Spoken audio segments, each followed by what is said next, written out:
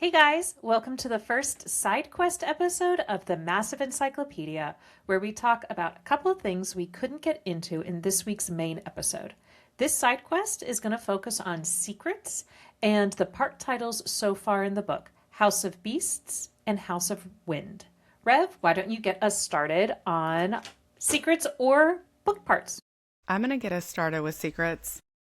Let's talk about whether one of the secrets that I think we're seeing being held is that Rhysand knows that he and Feyre are mates.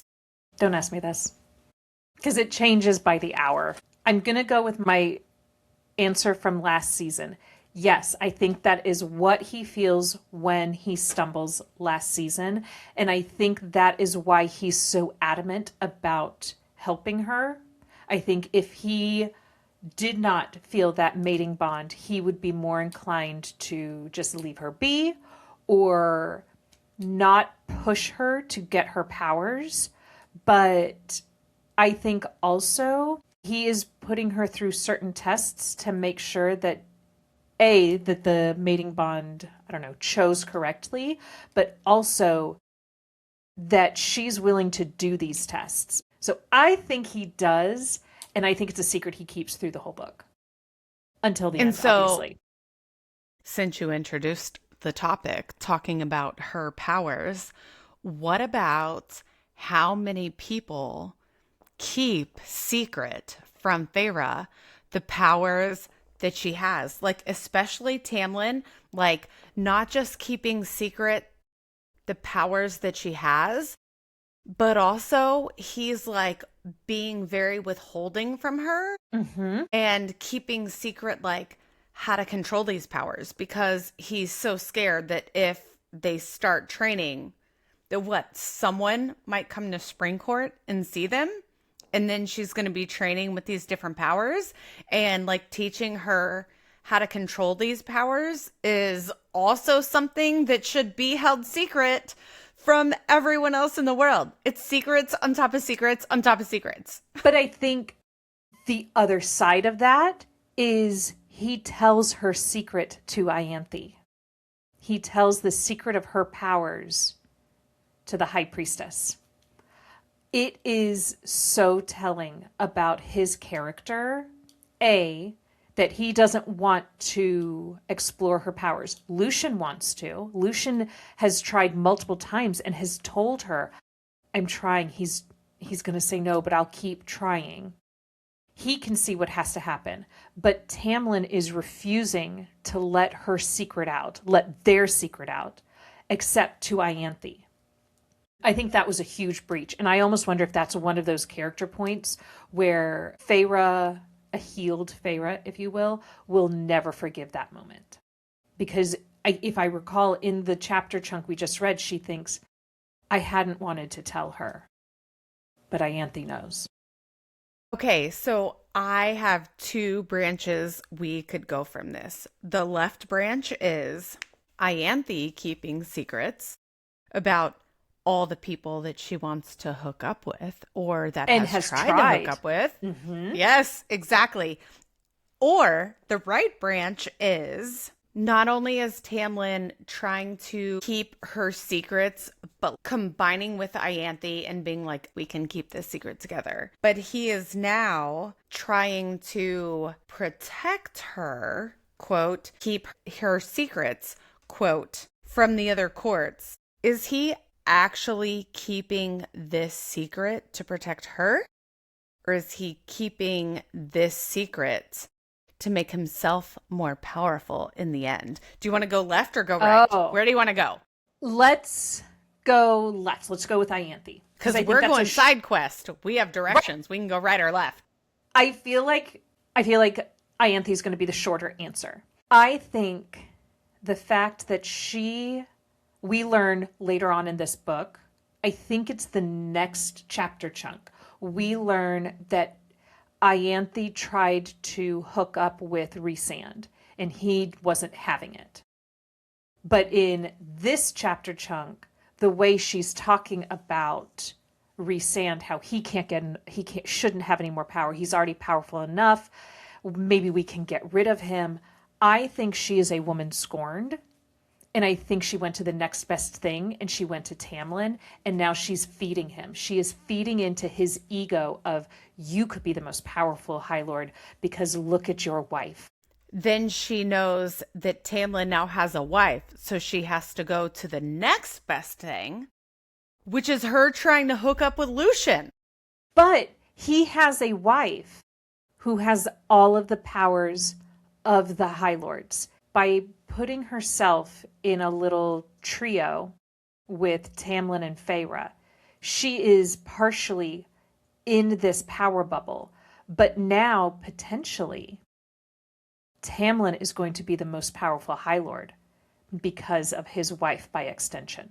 Totally agreed with that. It's and like she still keeps she trying. Is trying to hook up with anyone that can get her any grain of sand. Yes, she is of power more hungry. power. Yes, always has been. And we find out that other priestesses are the same way. They are all power hungry, according to Rhys-Anne. I mean, Gwen's not, but that's an entirely different book. So it makes me want to pay more attention to her, because is she a high priestess or is she just a priestess? When we get there. Yeah, I can't remember. Okay, so that was her. What was the other direction? So now we get to go right. Going right is Tamlin protecting her from all the other courts, and that is his secret? He's keeping her a secret from all the other courts to protect her? Or is the secret of keeping her protected from all the other courts so that he can use her even more and get all of her powers that she has from all the people? He is a warrior. We know this from last book. What does a warrior focus on, and what do they look at? Strategy. If you have the biggest weapon, you keep that weapon holed up until you need to use it. Let's say Rhys-Anne is right and there is a war coming. Do you want to tell everyone that you have the power of all of the courts at your disposal? No, you keep that locked down until you need it. And she's already letting these powers out. You just let her on the battlefield and see what happens. She might not be able to control it. She can't even control it. But she can let them out. She's using these powers. I think he's doing this not to protect her. I think he's doing it to protect himself from an immediate war with, let's just say, the Autumn Court. Because we know Lucian says, if my father found out, he would go to war about this. Yeah. I think he is protecting his own court, but I think he is also keeping that weapon locked up. Now, here's a question. What do we think about the fact that she is keeping secrets from Tamlin? We know she didn't tell him everything about the conversations with Rhys. Is this going back to, does she know that she is mates with Rhys? Or is she just so innately human, knowledgeable about, I know I'm not being treated the right way and I don't like this, and so I can't tell him everything because I can't trust him? I think she is very aware. She's situationally aware. You don't tell your boyfriend, your partner, that their mortal enemy has been kind to you. Because to Tamlin, Rhys can never do anything good. Forget the fact that everybody saw the way that Tarquin let out that breath of relief under the mountain. Forget about the small graces he gave people under the mountain. He's the villain. And he will always be the villain of Tamlin's story. I think she knows, I can't tell him that actually Rhys was very kind to me. Actually, Rhys is making sure that I eat. Rhys is making sure that I learn how to read and write. To him, it's all abuse. Remember, every time she comes back, he's like feeling her and turning her around. Are you hurt? Anything wrong? Now, she'll tell him as much as she can, but we know that there's stuff she does not tell him. But he is asking, is there anything wrong? Are you hurt? He's asking those questions in a superficial manner, but not actually I don't think caring for her. I don't think he's actually caring for her, in that he wants to make sure that she's okay. He's doing the minimum. That's why he has Alice. That's why he has Ianthe. I think he's doing it as to check, is there a reason I get to go to war with him? If she came back with one hair out of place, say less. We are getting the troops ready to go to war with the Night Court. Is this like how when Moore rescued her, she said, we had to do it by the book, and I did it by the book? Is that kind of what you're saying? Yes, I think it is. I think if it had been Rhysand, or if she had gone in and, let's say, Alice was there and Feyre struggled, different story. But the fact that Feyre agreed and Feyre was not hurt, I think that is a huge factor. I want to talk a little bit about Tamlin and Lucien, because Lucien feels like the only person Tamlin does not lie to. Do we get the sense that Tamlin is lying to him? That's a really good question. My initial thoughts are, I think Tamlin does what Tamlin does best, and he just would say whatever he had to say to Lucien to make Lucien feel better, A, about what's going on in his court, and B, about how he was treating Feyre. Because whatever makes anyone more docile for Tamlin achieves his goal. What's your thought? My thought is, initially I was going to say no. I don't think he holds secrets from him. But remember when Lucien sees her talons come out and he kind of nods to leave, Tamlin and Ianthe are locked up in a room together, talking. There are secrets happening between Tamlin and Ianthe that maybe Lucien is not privy to. Even though his job is essentially spy master, he needs to know everything. He could never be Azriel. He could never be Azriel. Now, I've got one more question on this section, which I'm sure you have more. What do we think about the fact that one of the powers we see her use in this section is her Diamante power, which essentially allows her access to everyone's secrets if she uses it against them? There are no secrets when you're in someone's mind. I mean, I think we've already seen her enter Lucien's mind.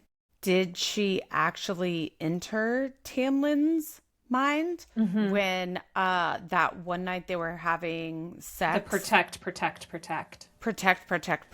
Right. And she's like, he just saw me in all these different ways, and this is just what he thinks. Like, you are right when you pointed it out to me that, like, how does she even think that? So, I don't know. What's your opinion? I think it is interesting that the person who seems to be at the center of all of these secrets, Tamlin's, Rhys's, Ianthe's, Lucien's, everyone's secrets, she has the ability to go into people's minds and is very good at it. We see her go into Rhys's mind, and even Rhys is like, how did you do that? We find out how, and it is understandable, but it is still, she finds out things. And I think it is an interesting power that she has. And if it is true that she is actually doing that, I also find it interesting that SJM has kept that a secret from us. That, like, if she knows that all of these things are true, but, like, does she know that she knows, or does she think these things are true but doesn't realize, like, she's actually going into their minds and realizing these facts? Like, is SJM keeping a secret from us that we don't even know if she knows this? And maybe another thing to think about are the Suriel, whose essential job it is to reveal secrets. What do you want to know? And I will tell you. He literally begs her to ask him questions. And she is just, I mean, Maslow's hierarchy of needs. If your things are not met, there's only a certain amount of questions that her mind is going to have the mental space or the capacity for. But like with the Surreal, she could unravel everything. Yeah, I think secrets are such an important part of this book because when they eventually go to the summer court, they're going with a big secret. They're not going to help relations. They're going to steal from Tarquin. And then don't forget the secrets that the six queens use. They're keeping secrets. A, that they can winnow. B, that they are lying to her or them. They're using this as a trap. And also, don't forget Moore's power is truth. What is truth but secrets revealed? The opposite of secrets. So much to unpack. It's a very cool topic and something that I think is very important in this book. And I think it's important in all of SJM's works because what's the whole plot of Crescent City? Danica's secret. What happened to the horn? And also the secrets of Throne of Glass. The big secret of Selena Sardathian. She was not in league with Aelin Galathinius. She was Aelin Galathinius. Oh my God, the biggest secret of all in that book is Irene. Like Irene, Lysandra's truths. Like, I think the question is, what is the bigger theme? Is the theme secrets or is the theme truth? Truth teller. Like, you did not. Oh my God. Yeah. What did you just do? I hate you. I love you though. Like, truth teller. Oh my God. With the theme of secrets. Spy master. He's a spy master. I was just going to say that right as you said it. It's so good. They're so tied together and it's such an important part of the book. It's such an important part of multiple stories. Oh, I'm so glad we did this side quest. Wait, we're not done. We're not done. Let's move on. House of Beasts versus House of Wind. Any initial thoughts or do you want me to jump in? I have thoughts, but why don't you jump in and I will piggyback off what you say. Okay. House of Beasts versus House of Wind. My big two first thoughts. Rhys walks in and talks about all the beasts have been let out of their cages tonight. And that's talking about when he goes to Spring Court on Calamai. And then think about how often Tamlin is going off on these, I'm just going to say it, we just talked about it, secret side quests that Tamlin's always gone.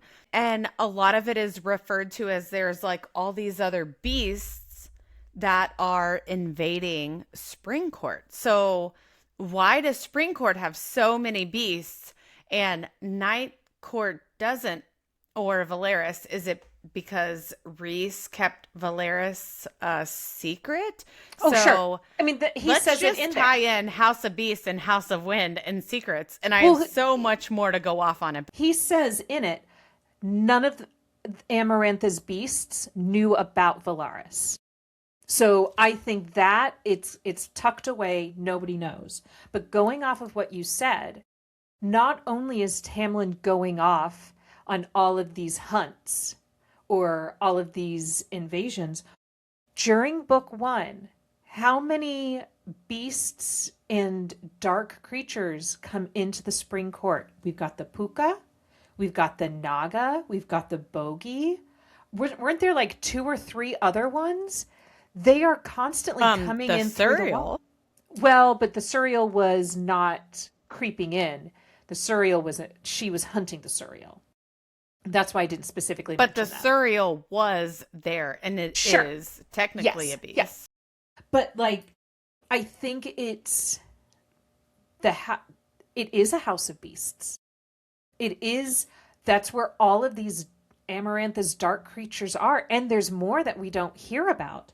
But also, Tamlin's trauma, the way that he processes it, is in his beast form. His manor house is quite literally a house of beasts. When he wakes up in the middle of the night, he's in his beast form and sleeps at the foot of the bed. Yeah. It is literally a house of Tamlin beasts. is a beast Mm-hmm. in Spring Court. Yes. And sure, we'll go ahead and say it. His behavior and his treatment of her is beastly. He is a monster to her. He's the monster that locks her up. He's also like, just to build on where you were saying beastly, I just thought of something else that I did not have down in my notes, but it is he goes through and like destroys a lot of Spring Court, but then as Feyre starts changing, she becomes beastly and starts destroying. Remember when Alice says she like destroys the doors? Right. Like even Feyre becomes kind of beastly. Well, we talked about this a little bit in this week's episode. We talk about how maybe her personality adapts a little bit to who she's around because she lashes out. She can't control her anger. She has talons come out at one point. How often did Tamlin do it? More times than I can count. But she never does that we ever see in Night Court. So that is a very big evidence of House of Beasts versus House of Wind. And Rhys does not let his beastly side out. The only time we see him fully transform is in the third book when they are at war. He lets his wings come out, but that's not his beastly form. That's his Illyrian side. But his beast form only comes out when he wants it to. It is not a sense of he's lost control. He is so in control that he does not let the beast out. He's so in control that like the last episode that we just recorded talked about his rage is, if Tamlin's rage is uncontrolled and fury, Rhys's rage is controlled and smug. He's just like, see me picking this lint off of my sweater? This is me wanting to kill you, and this is how I don't do it. My other thoughts on House of Wind is the House of Wind is Rhysand's other home. It becomes Nesta's home, quite literally becomes a sentient being because of her and is so welcoming. Gives her books. It gives her books, it gives her food, it gives her water, it gives her a little unicorn. Or a Pegasus, gives her a little Pegasus. But also, the House of Wind is connected to the library by 10,000 steps. It is quite literally connected to the sanctuary for those in need. Is the House of Wind not a sanctuary for all of them?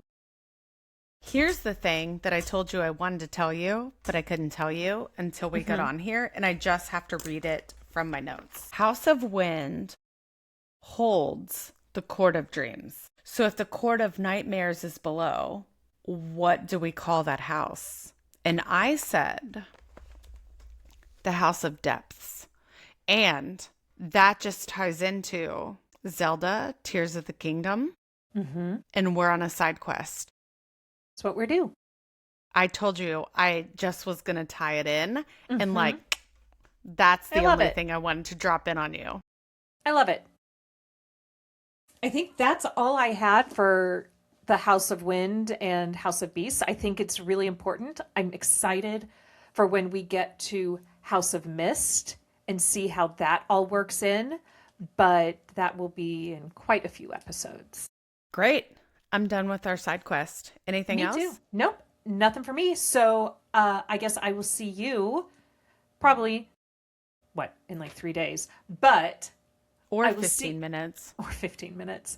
Or I will see you online next week for next week's episode and possibly a side quest. Who knows when our next one will be? Who knows when we're going to have side quests because we don't know until we get there. But thanks so much. And I hope you all have a good night. Thanks. Yeah. Bye. Bye.